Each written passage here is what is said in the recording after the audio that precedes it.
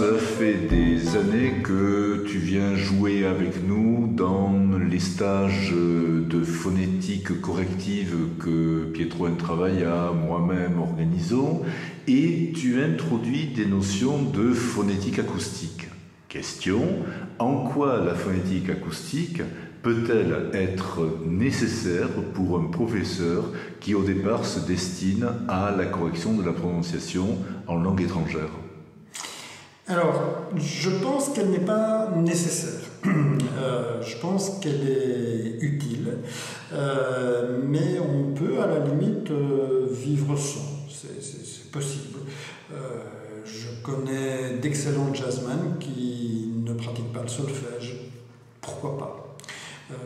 J'ai aussi quelques amis musiciens de jazz qui connaissent parfaitement le solfège.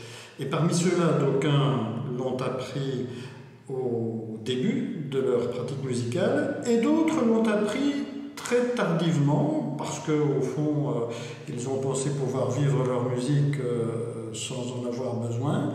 Et puis avec le temps, ils se sont rendus compte quand même que une certaine sophistication et un certain cadrage de leur réflexion pouvaient leur être utiles. Alors, quand je viens à la rencontre de professeurs de langue désireux de s'initier ou bien de se perfectionner dans le domaine de ce que l'on appelle généralement encore la correction phonétique, qui est un mot, un terme, une locution que je n'aime pas, j'ai l'impression de venir vers eux comme un prof de solfège et de musicologie qui viendrait parler à des musiciens déjà confirmés, mais qui auraient envie d'en savoir un peu plus. Voilà un peu le sens de la démarche. Alors, qu'est-ce que le fait de connaître un peu plus d'acoustique peut apporter? Plusieurs choses. D'une part, je pense qu'il faut éviter de réduire ce qu'on appelle acoustique à des représentations mentales qui font apparaître des appareils avec des écrans où se montrent des graphes compliqués, des petits fils électriques partout, des dispositifs qui consomment du courant. C'est pas que ça. L'acoustique, c'est aussi la partie du savoir humain que l'homme a créé pour comprendre les phénomènes sonores. Donc l'acoustique, profondément, dès le départ, c'est ça. Alors, comprendre le son, lorsqu'on est un professionnel du son, il me semble que ça a du sens. Certes, ces professionnels du son, que sont les professeurs de langue, connaissent le son de parole, mais c'est intéressant, je pense qu'ils puissent avoir sur le son de parole un autre regard, un regard qui caractérise la démarche qu'ont habituellement les spécialistes du son en général. Donc, pour moi, rencontrer l'acoustique, c'est rencontrer un univers de questionnement différent de celui dont on a l'habitude, mais qui peut permettre d'être dans une relation au phénomène que l'on côtoie régulièrement, nouvelle, autre, alternative. C'est toujours intéressant d'avoir plusieurs chemins pour aller à un certain endroit. Évidemment, on peut avoir des perspectives différentes, on peut avoir des points de vue renouvelés, on peut peut-être appréhender d'une manière plus complète et plus large les phénomènes que l'on a l'ambition de traiter. Donc pour moi, l'acoustique, c'est d'abord cette manière de s'interroger, de se questionner sur les raisons pour lesquelles les sons sont ce qu'ils sont, et sur la manière dont on peut intervenir sur ces sons. Quand on connaît les déterminants d'un phénomène, on peut beaucoup plus agir sur le phénomène. Qu'est-ce que c'est qu'une personne enseignante qui fait de la correction phonétique? C'est quelqu'un qui veut agir sur des phénomènes sonores. Alors, l'acoustique a évidemment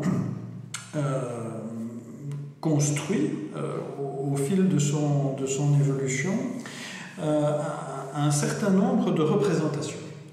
Et ça, c'est intéressant parce que cela signifie qu'on peut appréhender un phénomène en utilisant des représentations de ce phénomène. Nous fonctionnons tous avec des représentations. Moi, j'ai appris quand j'étais petit que l'atome, c'était une espèce de petit système solaire avec un gros morceau de quelque chose autour duquel tournent des petites choses. Ben oui, évidemment, on m'avait montré le système solaire, et donc pour moi, un atome, c'était un petit système solaire. Je sais maintenant que ce n'est pas exact, ou qu'en tout cas, il y a beaucoup de critiques à venir opposer à l'appui de cette représentation, mais c'était pour moi une manière d'appréhender quelque chose que, en tout état de cause, jamais je ne pourrais voir, jamais je ne pourrais toucher du doigt.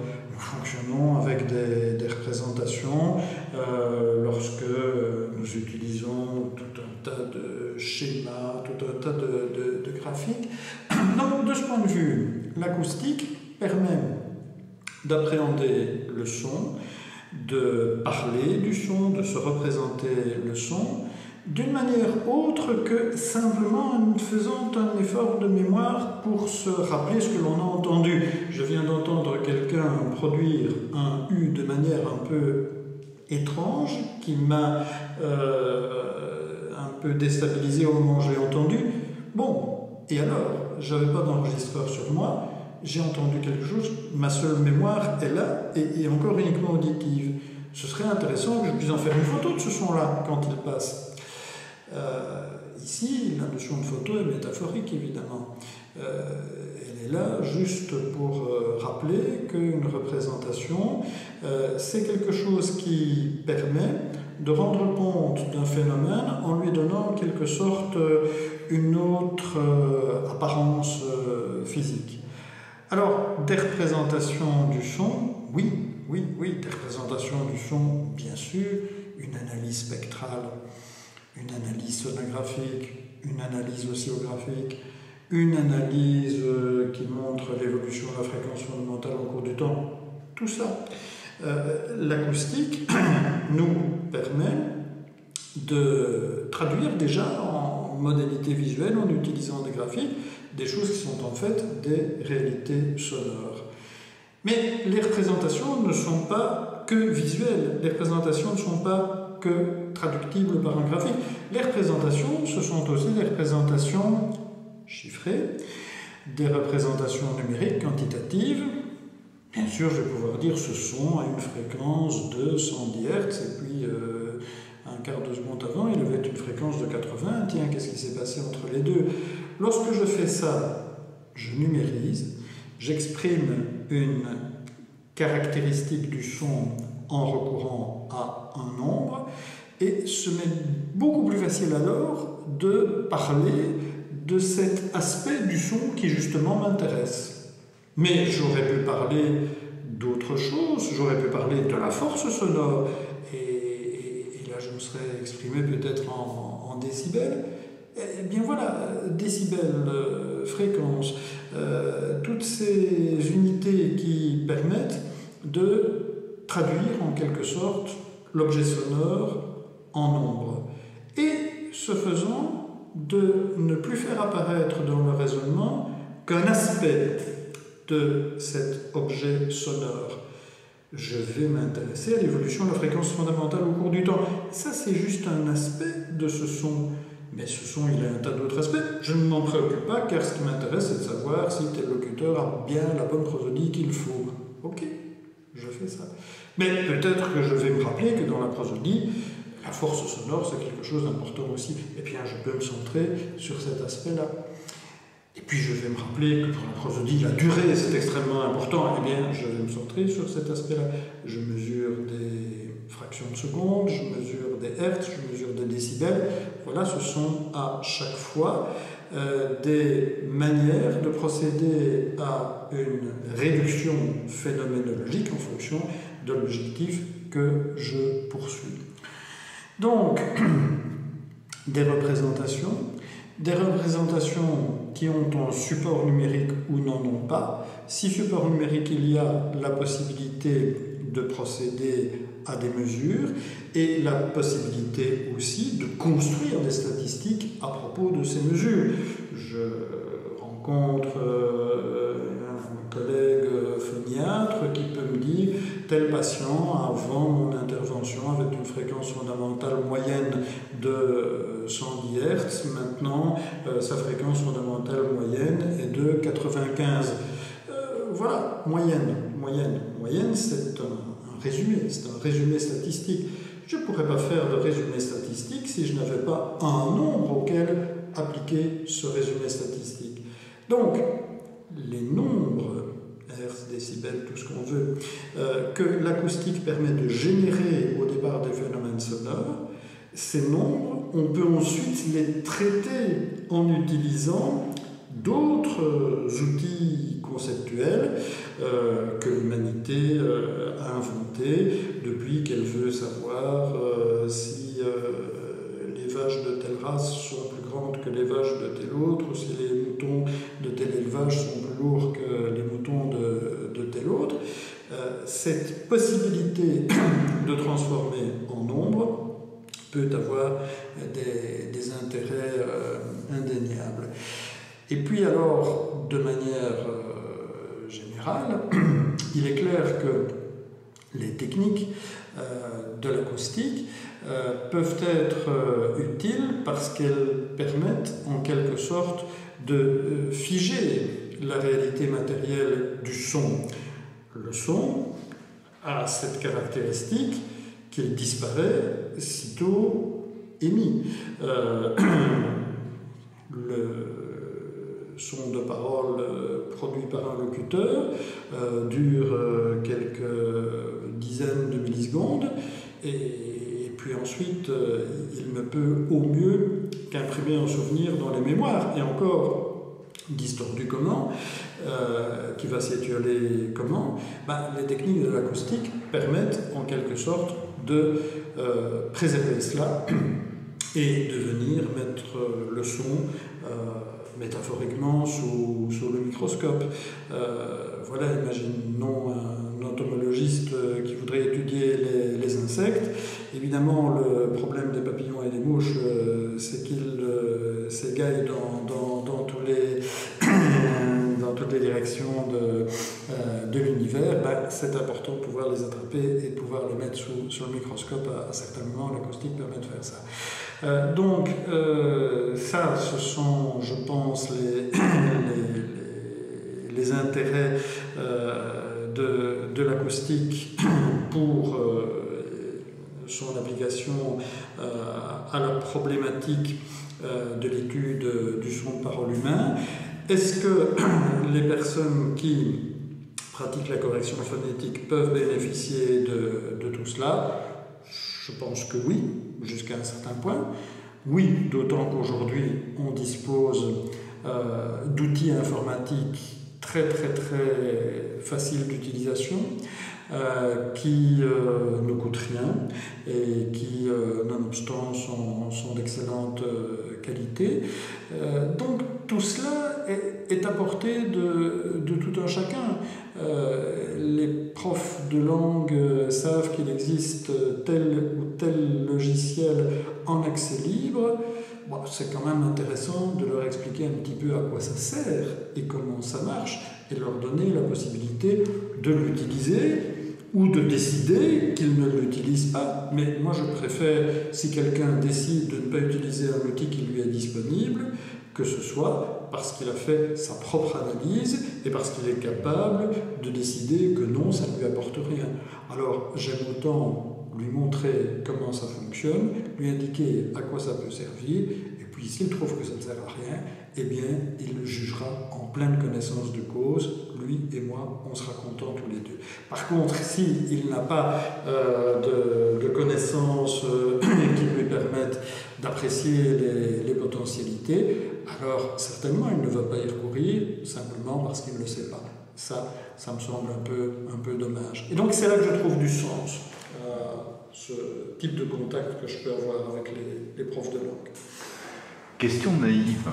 Un enseignant de langue passionné par la correction phonétique, l'enseignant enregistre des productions incorrectes de ses élèves. Dans quelle mesure la connaissance de critères acoustiques et l'utilisation de ces logiciels que tu évoques peut éventuellement aider l'enseignant à mieux établir un diagnostic et éventuellement à lui suggérer des pratiques remédiatrices plus correctes? Mais je crois que c'est, comme dirait le capitaine Haddock, qui est un de mes modèles.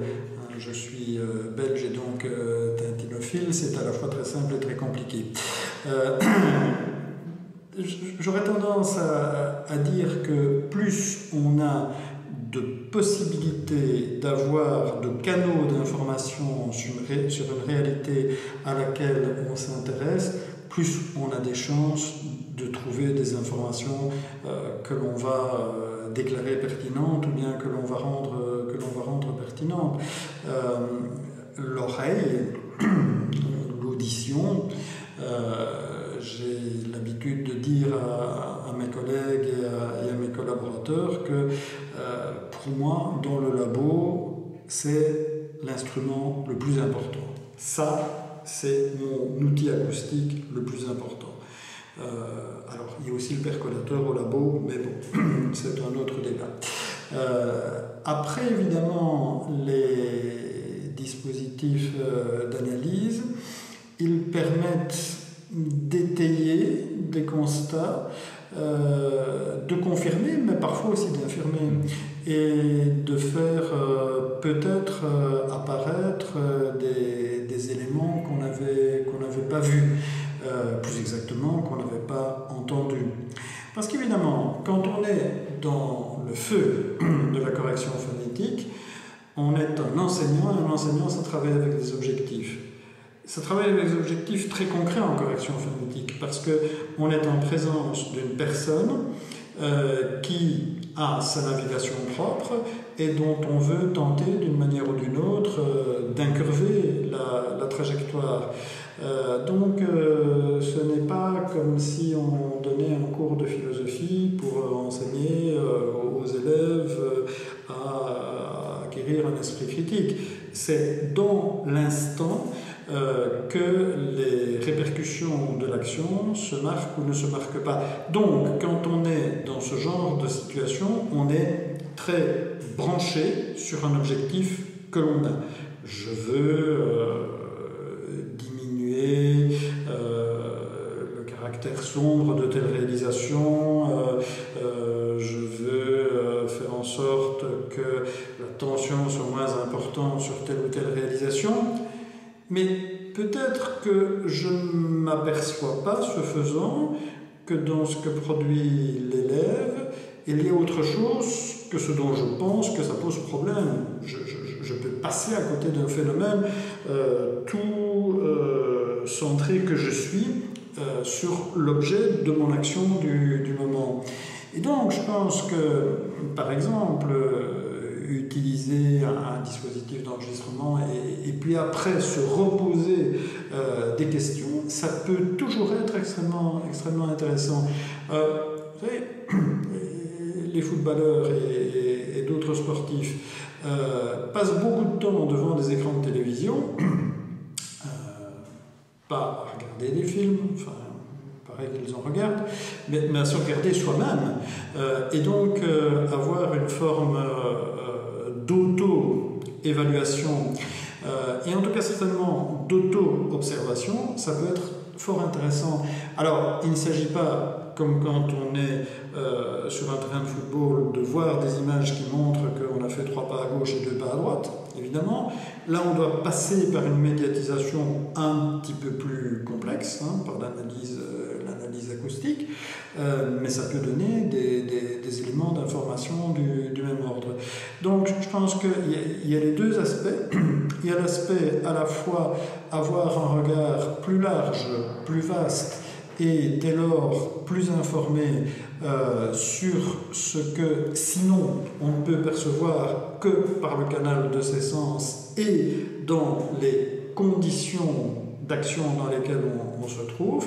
Puis alors il y a l'autre aspect qui est de voir comment soi-même on a performé, car prenons le cas d'un enseignant qui fait de la prononciation nuancée, il peut très bien avoir l'impression qu'à un certain moment il a nuancé sa prononciation comme ceci, et puis après il s'écoute, voire il s'auto-analyse et il se rend compte qu'au fond, ce qu'il voulait faire, c'est pas ça qu'il a fait.